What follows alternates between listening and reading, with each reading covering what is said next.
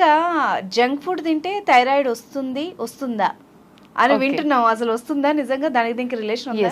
ఉంది, రిలేషన్ ఖచ్చితంగా ఉంది. ఇప్పుడు జంక్ ఫుడ్ ఏంటంటే కంప్లీట్గా ప్రాసెస్డ్ ఫుడ్ మనం వింటూనే ఉంటాం.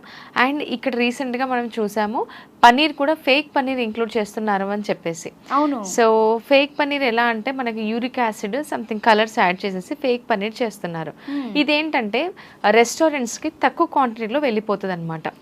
తక్కువ అమౌంట్ లో తీసేసుకుంటారు రెస్టారెంట్స్. తక్కువ కాస్ట్ లో చాలా తక్కువ కాస్ట్ లో వచ్చేస్తుంది. ఇప్పుడు చూడండి పన్నీర్ కర్రీ మనం ఆర్డర్ చేసినా కూడా they'll give lot of paneer pieces in that. అవును. సో మనం అదే ఇంట్లో కొన్నాం అనుకోండి 200 రూపీస్కి 250 రూపీస్కి పావు కేజీ మనకి ఇస్తారు బయట కొంటే కనుక. సో ఇలా రెస్టారెంట్స్కి కూడా మనం చెప్పలేం, ప్రాసెస్డ్ టూ మచ్ ప్రాసెస్డ్ తక్కువ కాస్ట్లో వస్తాయి కాబట్టి వాళ్ళు వాడుతూనే ఉంటారు.